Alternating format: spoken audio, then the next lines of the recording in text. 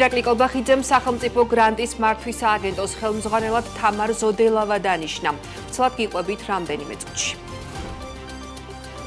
ჭიათურაში სამთო წარმოების აღდგენა მხოლოდ რეორგანიზაციის პირობებში მოხდება. ჭიათურა მენეჯმენტ კომპანია მოპოვების განახლებისთვის პირობებს აყენებს და ადგილობრივ ჯგუფებს პიკეტირების შეწყვეტისკენ მოუწოდებს.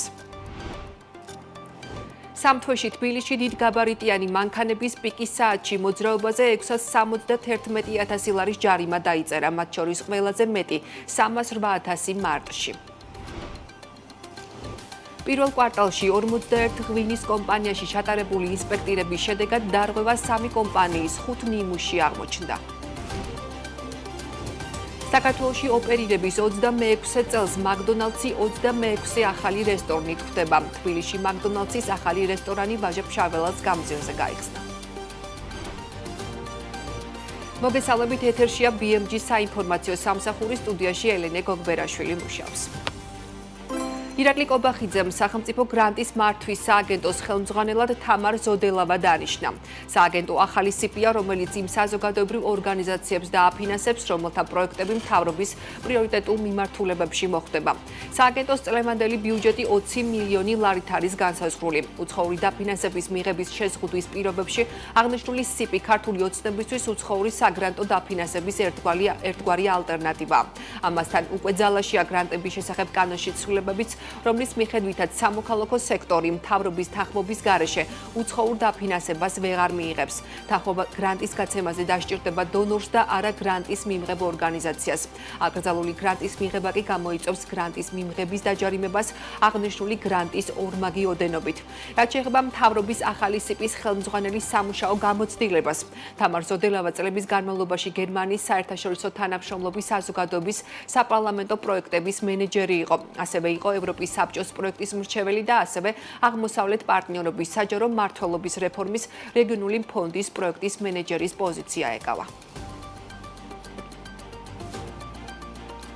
ჭიათურაში სამთო წარმოების აღდგენა მხოლოდ რეორგანიზაციის პირობებში განხორციელდება. ეს ნიშნავს, რომ ცვლილებები შეეხება ყველა რგოლს, როგორც ტექნიკურ პერსონალს, ასევე ადმინისტრაციის თანამშრომლებს.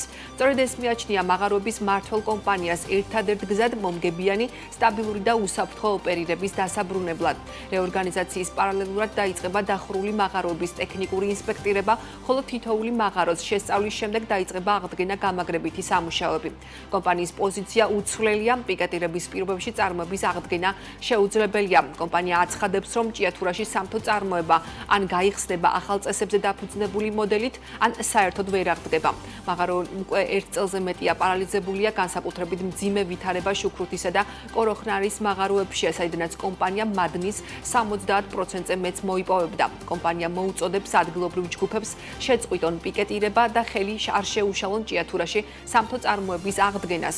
როგორც ცნობილი ხდება, ჭიათურაში წარმოების განახლების პროცესს მიხეილ სოცკი უხელმძღვანელებს, რომელიც აქამდე ტყიბულში საქნახშირის წარმოებას მართავდა. სახმელეთო გადაზიდვების სექტორისთვის პირველი კვარტალი დაბრკოლებებით გამოირჩეოდა. საქართველოს სახმელეთო გადამზიდავთა ასოციაციის თავმჯდომარე BMG-სთან ამბობს, რომ თურქეთიდან, რომელიც გადამზიდავი კომპანიებისთვის ძირითადი დამკვეთია, მოთხოვნა შემცირდა. გარკვეული პერიოდი შეფერხებები იყო ჩინეთიდან ტვირთის გადაზიდვებზეც.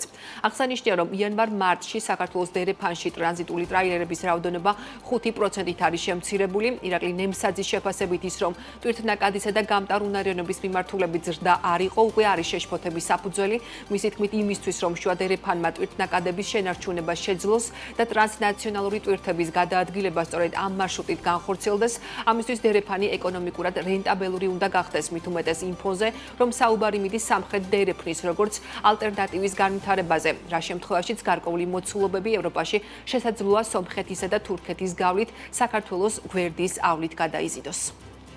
თურქეთი ქართველი გადამზიდავისთვის არის ყველაზე ესეთი მასიური დამკვეთი ზოგადად ქვეყანა, საიდანაც იღებს გადამზიდავთა უმრავლესობას და არც ეს იქნება ევროპის მიმართულებით გადაზიდვა თუ შუა აზიის მიმართულებით გადაზიდვა. შესაბამისად, თურქეთში განვითარებულმა მოვლენებმა, რა თქმა უნდა, იქონია გარკვეულწილად გავლენა დაკვეთების შემცირებაზე. ჩინეთის მიმართულებითაც იყო დაბრკოლებები, დაახლოებით თვენახევრიანი, ორთვიანი კრიზისული პერიოდი იყო ჩინეთიდან ტვირთების გამოგზავნასთან დაკავშირებით ეს საგაზაფხულო ასე ვთქვათ დღესასწაულებსაც უკავშირდებოდა ემთხვეოდა სხვადასხვა ფაქტორებს. მათ შორის ასე ვთქვათ პანიკურ რეჟიმში შეთავაზებამ გადააჭარბა მოთხოვნას და ქართული ავტოპარკის ძალიან დიდი ასე ვთქვათ მასა ერთბაშად შევიდა ჩინეთში იმ დროს, როდესაც მსგავსი რაოდენობის ტვირთები არ გქონდა იმ პერიოდში, ამან გამოიწვია ასე ვთქვათ სპეკულაციური ფასების ვარდნა და გარკვეული კრიზისი ამ მიმართულებით. ბათუმის სპორტის ტვირთბრუნვა გაიზარდა. ყაზტრანსოილის ოპერატიული მონაცემებით წელს პირველ კვარტალში ბათუმის საზღვაო ნავსადგური 1.847.000 ტონა ტვირთს მოემსახურა, რაც 2024 წლის მაჩვენებელ 335.000 ტონით, ანუ 22%-ით აღემატება. ჩაშლილად რა სახის ტვირთის გადაზიდვა გაიზარდა ბათუმის ნავსადგურში უცნობია. ბათუმიდან ხდება ნავთობისა და ნავთობპროდუქტების გადაზიდვა, ასევე მშრალი და ნაყარი ტვირთების მომსახურება.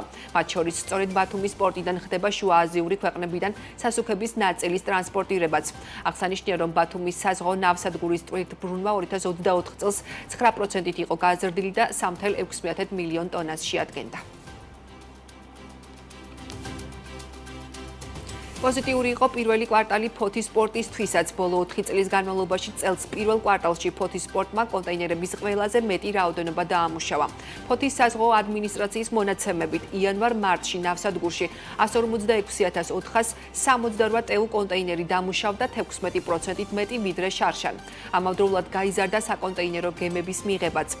APM ტერმინალს ფოთმა წლის დასაწყისიდან დღემდე 91 საკონტეინერო გემი მიიღო, ხოლო 2024 წლის იგივე პერიოდში 74. გაზრდილია ნაყარი ტვირთების რაოდენობაც. თუ კომპანიის მიერ წელს 82.369 ტონა ტვირთი დამუშავდა შარშან, ამ დროს ეს რაოდენობა მხოლოდ 37.291 ტონა იყო.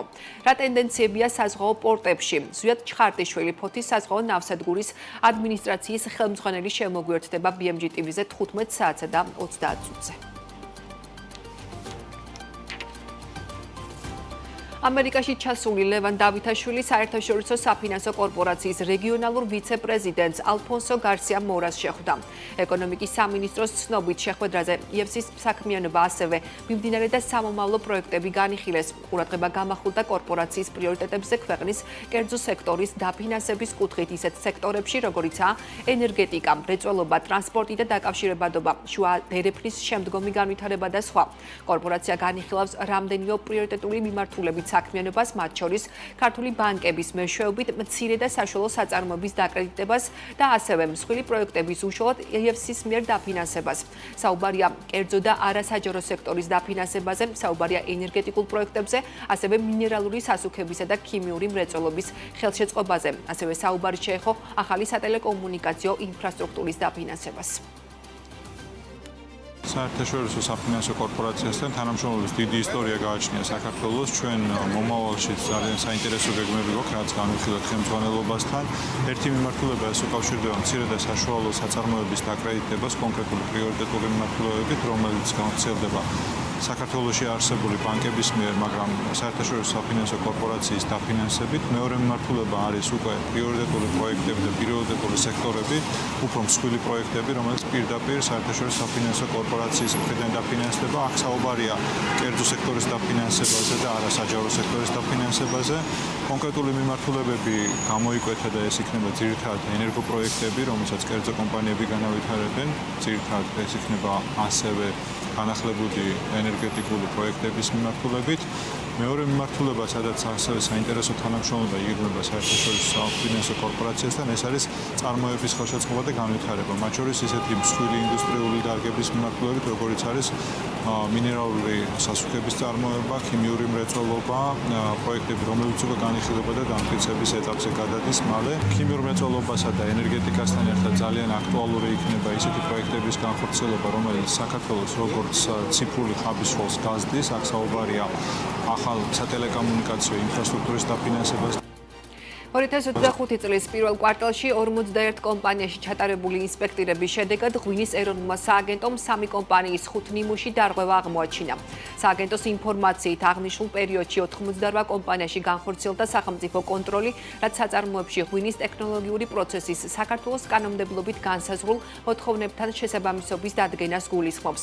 აღებული 127 ნიმუშიდან დარღვევა აღმოჩნდა 4 კომპანიის 4 ნიმუში, ნიმუშების გარკვეულ ნაწილზე ლაბორატორიული გამოკვლევები გრძელდება. საექსპორტო ალკოჰოლური საცმელების ორგანოლეპტიკური ტესტირების მიზნით კი ჩატარდა 64 დეგუსტაცია, სადეგუსტაციოდ შემოსული 2931 ნიმუშიდან 2822 დადებითად, ხოლო 109 ნიმუში უარყოფითად შეფასდა. სააგენტო განმარტავს, რომ ნიმუშების ორგანოლეპტიკური ტესტირება ხდება ფერსა და გამჭვირვალობაზე, ტიპიურობაზე, დაავადებების არსებობაზე, არომატზე, გემოსა და ჰარმონიულობაზე. 2025 წლის პირველ კვარტალში წინა კვარტალთან შედარებით საცხოვრებელი უძრავი ქონების ფასების ინდექსი 2.2%-ით გაიზარდა, ხოლო ინდექსის წლიურმა ზრდამ 11.9% შეადგინა. საქსტატის მონაცემებით 2020 წლის საშუალოსთან შედარებით ინდექსი 47.6%-ით არის გაზრდილი. პირველ კვარტალში წინა კვარტალთან შედარებით ფასების ზრდა დაფიქსირდა როგორც საცხოვრებელი ბინების, ისე კერძო სახლების სეგმენტში, სადაც ფასები 1.8%-ით გაიზარდა. 2024 წლის პირველ კვარტალთან შედარებით კი ფასების ზრდა დაფიქსირდა ორივე სეგმენტში, ბინებზე 10.9%-ით, ხოლო კერძო სახლებზე 13.5%-ით.